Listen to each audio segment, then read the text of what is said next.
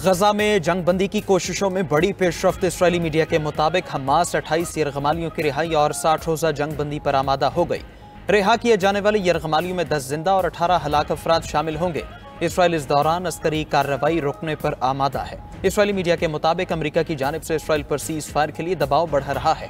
दूसरी तरफ बरतानवी अखबार दी टाइम्स के मुताबिक कतर में मौजूद हमास की क़यादत को हथियार हवाले करने की हिदायत कर दी गई। दोहा में मौजूद हमास के आला रहनुमाओं खलीलुल हया, जाहिर जबारीन और मोहम्मद इस्माइल दरवेश को जाती हथियार हवाले करने का कहा गया है। उधर गजा में इसराइली फौज फलस्तीनियों की नस्ल कुशी में मसरूफ। शहीद फलस्तीनियों की मजमूई तादाद 57,000 से बढ़ गई।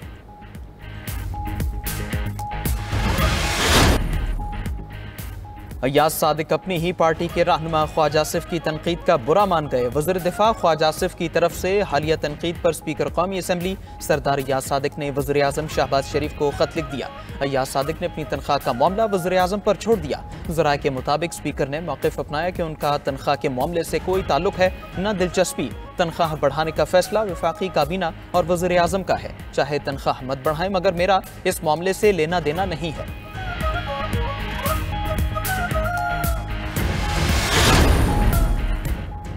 Chairman joint chiefs of staff committee general Sahir Shamshad Mirza से जनूबी अफ्रीका की फ़ज़ाइया के सरबराह की मुलाकात। ISPR के मुताबिक मुलाकात के दौरान बाहमी दिलचस्पी के मुख्तलिफ उमूर और दो तरफ़ा ताउन के इम्कानात पर तबादला ख्याल। दोनों ममालिक की अफवाज के दरमियान रवाबित को मज़ीद वुसअत देने और ताउन के दायरा कार को बढ़ाने के लिए अमली इक़दामात पर बातचीत हुई। वसी तर जियो स्ट्रेटेजिक सूरत हाल पर भी ख्यालात का तबादला हुआ।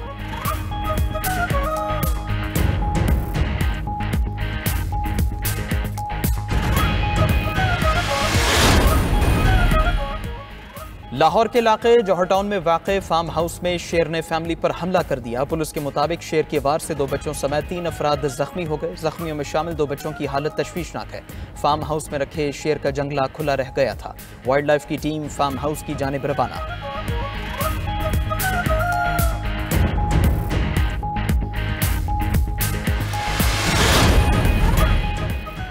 ईरान ने NPT छोड़ने की खबरों को मुस्तरद कर दिया। ईरानी वज़ीर ख़ारिजा अब्बास इराक़ची का कहना है ईरान NPT मुआहदे का पाबंद है। ईरान IAEA से सेफगार्ड मुआहदे पर अमल जारी रखेगा। एटमी ताउन बाला कौमी सलामती काउंसिल के जरिए किया जाएगा।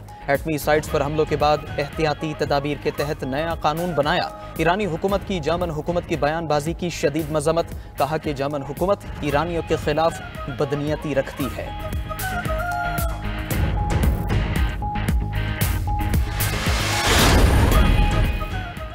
शिकागो के नाइट क्लब के बाहर फायरिंग, 4 अफराद हलाक, 14 जख्मी हो गए। वाक़या अमरीकी शहर शिकागो के डाउनटाउन में वाक़े आर्ट्स लाउंज नाइट क्लब के बाहर पेश आया। पुलिस के मुताबिक गाड़ी में सवार मुल्ज़िमान फायरिंग करने के बाद मौके से फरार हो गए।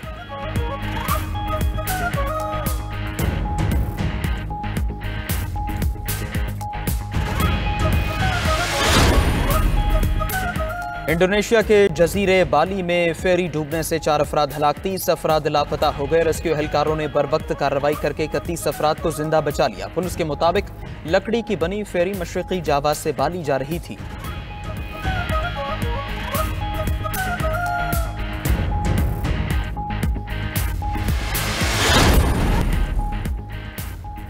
नांगा पर्वत सर करने की मुहिम जोई के दौरान गैर मुल्की खातून कोहपैमा हलाक। गैर मुल्की खातून कोहपैमा की मौत ऑक्सीजन गैस सिलेंडर फटने से हुई।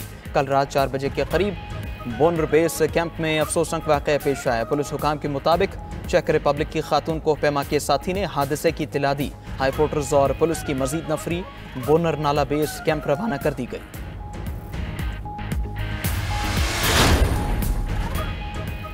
लिवरपूल और पुर्तगाल के फुटबॉलर डियागो जोटा कार हादसे में हलाक हो गए। गाड़ी का टायर फटने से गाड़ी उलट गई और इसमें आग लग गई। पुर्तगाली फुटबॉलर और उनका भाई मौके पर ही हलाक हो गए। पुर्तगाल फुटबॉल टीम के कप्तान क्रिस्टियानो रोनाल्डो साथी फुटबॉलर डियागो जोटा की मौत पर गमज़दा। सोशल मीडिया प्लेटफॉर्म एक्स पर पैगाम फुटबॉलर के अहले खाना से इजहार ताज़ियत किया।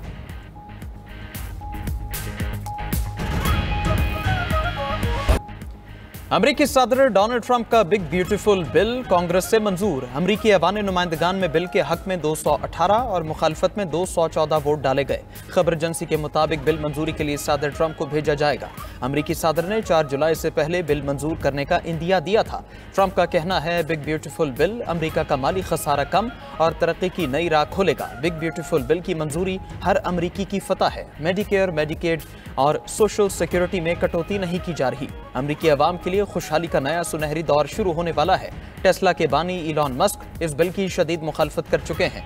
इलॉन मस्क ने बिग ब्यूटीफुल बिल को पागलपन से तशबीह दी थी।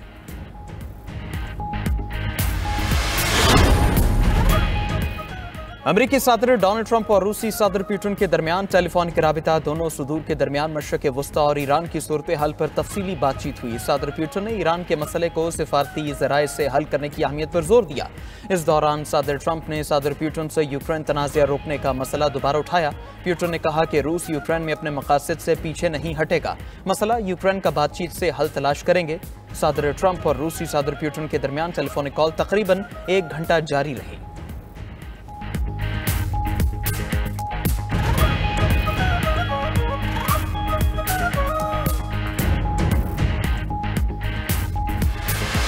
रूस ने अफगान तालिबान की हुकूमत को तस्लीम कर लिया। रूस ने अफगानिस्तान के नए सफीर की असनाद भी कबूल कर ली। रूसी वजारत खारजा का कहना है कि अफगान हुकूमत को बाज़ाब्ता तस्लीम करने का अमल मुख्तलिफ शोबों में 2 तरफा ताउन को फरोग देगा। सलामती, इंसदादी दहशतगर्दी और मुनशियात के जराइम से निमटने में तालिबान हुकूमत की हिमायत जारी रखेंगे। तवानाई, ट्रांसपोर्ट, ज़राअत और बुनियादी ढांचे में अहम तिजारती और इक़्तिसादी तरक्की के मौक़े हैं। अफगान वजारत खारजा की भी पेशरफ्त की तस्दीक। बताया रूस के काबुल में सफीर ने अफगान वज़ीर खारजा से मुलाकात में मॉस्को हुकूमत के फैसले से आगाह किया। अमीर खान मुत्तकी कहते हैं रूस के इस जुर्रतमंदाना इक़दाम की कदर करते हैं। रूस का इक़दाम दूसरों के लिए भी मिसाल बनेगा। रूस अफगान तालिबान हुकूमत तस्लीम करने वाला पहला मुल्क बन गया। 15 अगस्त 2021 को अमरीकी अफवाज के इनखला के बाद तालिबान ने इक़्तिदार पर कंट्रोल हासिल किया था। सानहा सवात में लापता सियालकोट के अब्दुल्ला का कुछ पता ना चल सका। लापता अब्दुल्ला की तलाश के लिए सर्च ऑपरेशन 7वें रोज भी जारी रहा। रेस्क्यू एहलकार गहरे पानी और तेज बहाव में भी तलाश में मसरूफ रहे। दरिया सवात में डूबने वाले 12 सयाहों की लाशें मिली। पाबंदी के बावजूद लोगों की दरिया सवात में तैराकी। उधर सानहा सवात के जिम्मेदारों के तयन के लिए तहकीकात जारी। DG rescue Khyber Pakhtunkhwa inquiry committee के बयान रिकॉर्ड करवाया कि सानहा की जगह से 9:45 पर कॉल मौसूल हुई। एम्बुलेंस मौके पर पहुंची, ताहम इमरजेंसी की नौयत अलग थी। सवात वाक़े के बाद रेस्क्यू एहलकारों को मअतल किया गया है। दूसरी तरफ कमिश्नर मालाकंड की रिपोर्ट भी जारी। रिपोर्ट में कहा गया कि दरियाए सवात में 17 सयाह फंस गए थे। तामीराती काम की वजह से पानी का रुख मोड़ा गया। सयाहों को दरिया में जाने से रोका, लेकिन वो अकब से चले गए। तमाम मुतल्लिका इदारों को सैलाब के खतरे का अलर्ट किया गया था। 2 जून से 1 माह के लिए मालाकंड डिवीजन में दफा 144 नाफिज थी। दरिया सवात में नहाने और कश्ती रानी पर पाबंदी थी।